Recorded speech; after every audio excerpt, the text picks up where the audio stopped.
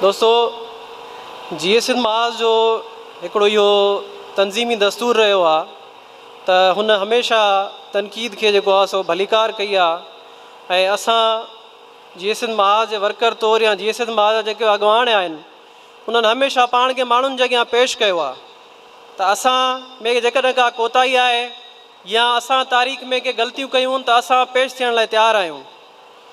GSN महाज उहा तंज़ीम आहे जेका पंहिंजे कारकुन खां अॻवान खां हिसाब वठे थी, उन ते ॻाल्हाए थी। ईअं न आहे त जेको अॻवान आहे उन जेके लफ़्ज़ चया उहा पथर ते लकीर आहे। ही जमहूरियत वारी पार्टी आहे जंहिंजो बुनियादु साईं GM सैयद पाण विधो ऐं उन सिलसिले खे जंहिंमें सोशलिज़म, डेमोक्रेसी, नेशनलिज़म इहे जेके नुक़्ता हुया उन तंज़ीम में रखण जा त जीअं हिकु नई सिंध ठाहिजे जेका जदीद दुनिया जे मयारनि मुताबिक़ हुजे। मां हाणे ख़िताब लाइ दावत थो ॾियां सिंध सुजागी फोरम जे अॻवान, सिंध सुजागी फोरम जे सेक्रेटरी जनरल एडवोकेट मोहब लिगारी खे त उहो अचे तव्हां सां मुखातिब थिए। एडवोकेट मोहब लिगारी। मौजूद दोस्तों GSN पहिरीं त वज़ाहत कंदो हलां असांजी फोरम जी बॉडी उहा टुटी चुकी आहे। उनजो ऑर्गेनाइज़र जेको आहे सारंग उहो वेठो आहे। जेकर अखलाक़ी तरह ते इहो थिए थो त उहो ऑर्गेनाइज़र उहो अची हिन ॻाल्हाए त बहितरु थींदो। वधीक चीफ दोस्त इजाज़त ॾींदासीं, ॿ टे लफ़्ज़ ॻाल्हाईंदासीं। तमामु थोराइता आहियूं GSN महाज जा साईं अमानुल्लाह, साईं ख़ालिक जो एतिरो शानदार प्रोग्राम 50 सालगिरह GSN महाज जी।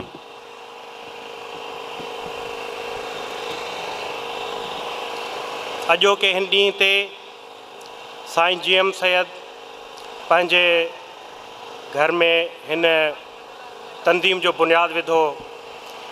उन दौर जी जेका सूरत हाल हुई सियासी तरह, उन में इहा ज़रूरत पई जीअं मूं साईं ख़ालिक जो मज़मून बि पढ़ियो त उन ज़माने में जेका 1 यूनिट जेका तोड़ तहरीक हली हुई उन में इहो इस्तिलाह जेको जुमिलो जंहिं तमामु पॉपुलरिटी अख़्तियार कई GSN। हैदर बि जो इहो नारो हुयो जंहिं शाइर बि ठाहियो।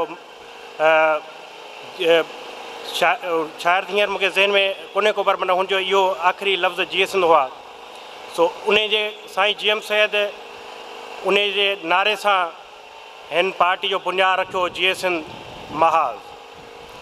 उन जा शुरूआती उन दौर जा अख ॾिठा गवाह, उन दौर जा GSN जा पहिरियां ठहंदड़ जेके वेठा आहिनि वधीक उहे असांखे ॿुधाईंदा। पर दोस्तो अॼु हिन 50 सालगिरह जे हिन GSN महाज जे सालगिरह जे मौक़े ते पहिरीं त सभिनि खे जसो हुजे ऐं सलाम पेश करियूं था जो 50 साल जो सफ़र कटे अॼु बि उहा रवां ऐं दवा है जदोजहद। पर मसइलो असल में हीअ आहे जदोजहद जेका सिंध जे अंदरि हिकिड़ी धुर तौरु फीडरल जेके आहिनि, जेके वफ़ाक़ी धुरियूं आहिनि, उन्हनि जी नज़र में ॿी धुर जेकॾहिं आवाम जे लाइ आहे उहा GSN आहे। पर उन में हिकिड़ी पेनिटेशन बि रही वॾी जंहिंजे करे GSN तमामु धुड़नि जो शिकार रही, भंज डाह जो शिकार रही, जंहिंजे करे मायूसी बि फैली सिंध जे अंदरि। माण्हुनि में सुवाल बि पैदा थिया त हिकिड़ो ई रहबर, हिकिड़ो ई फ़िकर, हिकिड़ी ई मंज़िल, पोइ अलॻि अलॻि छो। पर उन में आउं वाज़े तरीक़े सां इहा सलाम साईं ख़ालिक खे बि कंदुसि। उन जो तरीक़ेकार ॿियनि खां अलॻि हो। उन जो इहो हक़ु ठहंदो हो जेकॾहिं हू अलॻि आहे त।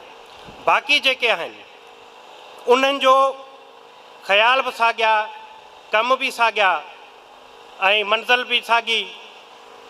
मक़सदु मंज़िल तव्हां पंहिंजे ज़हन सां सोचे सघो था त उहा कहिड़ी साॻी हूंदी, बाक़ी उहे ख़्याल साॻिया हुआ, पोइ बि जेकर धुड़नि में हुजनि त इहो नामुनासिबु रवैयो आहे। साईं ख़ालिक पंहिंजो असरु तमामु हिन जीएसन महा जे थ्रू तमामु हिकिड़ो अॼु जेकॾहिं पढ़ियल लिखियल तबिके खां जेकर असां पुछूं था त जीएसन जे अंदरि जेकॾहिं साईं जेम्स सैयद खां पोइ जेकर पंहिंजो कंहिं असरु छॾियो आहे पंहिंजे लिखड़नि जे ज़रिए, पंहिंजे तहरीरनि जे ज़रिए, पंहिंजे तक़रीरनि जे ज़रिए, त चंद माण्हुनि जा नाला ईंदा आहिनि, जंहिंमें साईं अब्दुल वाहिद आरी सर, साईं ख़ालिक या अहिड़ा ॿिए चंद आहिनि जेके जिन्हनि पंहिंजो सुठो हिकिड़ो फ़िकर ऐं पंज ख़्याल छॾिया। बहरहाल हिन वक़्तु बहितर हिकमत अमली जी ज़रूरत आहे, छो त स्टेट जेका आहे, जेके जीएसन मुख़ालिफ़ धुरियूं आहिनि, उहे पंहिंजी हिकु बहितर हिकमत अमली तहत उहे असांखे छिड़ो विछड़ ऐं असांखे ख़ौफ़ ऐं हिराह जो शिकार जो कनि पियूं। पर अजीब ॻाल्हि ऐं सोचण जी इहा आहे त असांजा जेके लीडरान आहिनि मुख़्तलिफ़ धुड़नि जा, जेके लेखक आहिनि असांजे ख़्यालनि जा, उन्हनि इन शइ खे ख़बर न आहे छो त उन खे फ़िक्र खे उन अंदाज़ सां छो न खयो आहे। इहा तमामु ॾुख जहिड़ी ॻाल्हि आहे, जंहिंजे करे असांजी हिकिड़ी मज़बूत 50 सालनि में असां इहो वॾो अरसो आहे, हिकिड़े नसुलनि 2-टे नसुलनि जो दौरु आहे, जेके 50 साल खां वठी हिन 72 खां वठी 2022 ताईं जो सफ़र उन में कयो। कोई नौजवान आया, के विया, पर हीउ वॾो अरसो आहे। उन में असां काफ़ी सारियूं हासिलात करे सघियासीं पिए, पर असां न करे सघियासीं। हिकिड़ो वॾो सबबु हुयो रियासत जो एॾी सारी वॾी रियासत, उन जे विच में असां अकेला जेका इंटरनेशनल जेका सिचुएशन आहे, जेका हालात आहिनि, उहे बि असांजे फेवर में न हुजनि। जेके सरमाएदार हुजनि, उन्हनि जो सरमायो हिते इन्वेस्ट थियल हुजे, उहे बि इन ख़्याल में न हुजनि त का सिंधी माण्हू आज़ादु थियनि, हीअ धरती जेका आहे उनजी हुकुमरानी सिंधी माण्हुनि जे हवाले थिए। इन हालात में खंभजूं बि था, मरजूं बि था, जेलनि में वञूं था। हींअर इहा हालत आहे, साईं जेम्स सैयद जी सालगिरह ते केरु वञे थो हाज़िरी भरणु, उन ते एफ़आईआर आहे, केरु वञे थो वरसी ते त उन ते एफ़आईआर आहे। इहा हिकिड़ो सवालिया निशान हिकिड़े जीएसन महाज़ लाइ बि न आहे, इहा सॼी क़ौमी तहरीक लाइ आहे।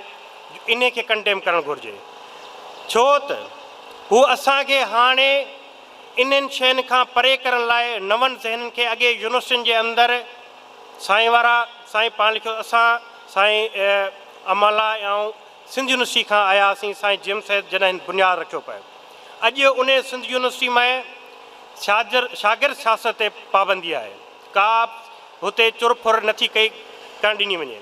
हुते लबैक वारा, तहरीक तालिबान वारा, अहिड़ा ख़्याल रखंदड़ ॿियूं धुरियूं, उन्हनि खे छूट आहे। आउं बि पढ़ियो आहियां सिंध यूनिवर्सिटी में, असांजे दौर में सारंग वेठो आहे, अॼु सोनी वेठी आहे। असां तॾहिं जेम्स नज़रियाती कौशल जे थ्रू असां कल्चरल डे कया, हुते बहितरीनु सिहतमंद एक्टिविटियूं थियूं। पर हाणे हुते मीलाद थियनि था, हुते मजलसूं थियनि थियूं, हुते जेका तबलीग थिए पई त निमाज़ पढ़ियो, निमाज़ खे क़ाइमु करियो, अचो। अहिड़ियूं हाणे हुते महफ़िलूं ठहनि पियूं, जेके असांजे फ़िकर जे लाइ त ख़तरनाक त आहिनि ई आहिनि, पर असांजी तारीख़ ऐं तहज़ीब ऐं कल्चर जे ख़िलाफ़ बि आहिनि। उनजे करे असांखे बहितर हिकमत अमली हाणे ठाहिणी पवंदी। जेकॾहिं असां हाणे बि जेकॾहिं बहितर हिकमत अमली न ठाही, असां तारीख़ में जेको आहे ॾोही थी वेंदासीं। असां हिकिड़ी हिन दौर जो जेको नसुलु आहे, हाणे जेको नसुलु आहे, उन खे असां पंहिंजो हिकिड़ो पैगाम ॾियूं, हिकिड़ो रस्तो ॾियूं, जेको जेकर मिसाल वठूं काफ़ी सारनि तहरीकनि जो। असां जेकर मुख़्तलिफ़ जेकर फ़लस्तीन में बि आज़ादी जी तहरीक हले पई, हुते बि कई सारा धुड़ा आहिनि, पर उहे बि इतिहाद थी वेंदा आहिनि।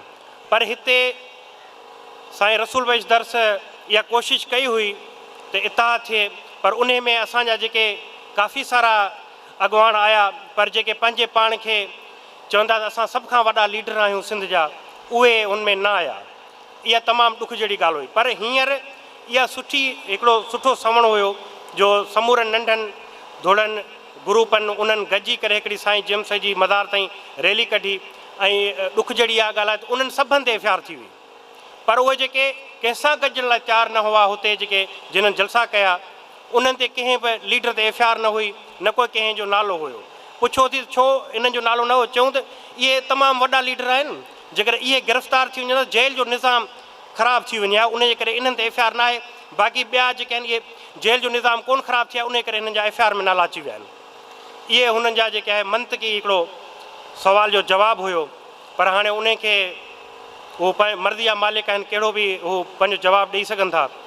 बहरहाल आउं जस्तो ॾियां जेसन महाज खे ऐं उनजे दोस्तनि खे जो हिन कशमकश जे दौर में, हिन तमामु उसट ऐं हिन घुट वारे दौर में जिथे सियासी तरह साह खणण बि ॾुखियो थी वियो आहे, उन दौर में हिननि असांजे भेणनि खे बि हिते कठो कयो। इहे असांजा जेके बुज़ुर्ग नौजवान सभु हिते कठा आहिनि, उन्हनि खे हिकिड़ो आउं सम्झां थो त हिते असांजा लिखियलु पढ़ियल दोस्त वेठा आहिनि, अॻुवान आहिनि ऐं असां तमामु मुतासिर आहियूं। असांखे वधीक हितां रोशनी खणी वेंदासीं ऐं इल्म जो पैगाम बि खणी वेंदासीं ऐं सिखंदासीं काफ़ी सारा। ऐं हैदराबाद ख़ासि इन करे आयुसि, मुंहिंजो हिन प्रोग्राम में ज़रूरु वेंदुसि छो त साईं अमानल्ला असांजो उस्ताद बि रहियो, आई.आर. में मुंहिंजो माइनर हुयो ऐं साईं ख़ालिक जो बि तमामु जेको आहे क़ौमी तहरीक जे अंदरि वॾो पोरियो बि आहे ऐं वॾो नालो बि आहे। उन जे करे आउं पंहिंजी जॻह वठूं लतीफ़ साईं जे शहर सां ॿुॾंदे ॿूड़नि खे के हथु विझनि, पसो लज लतीफ़ चए केॾी कई कखनि तोड़े कंधी कनि न त साणनि वञनि सीरनि। महिरबानी।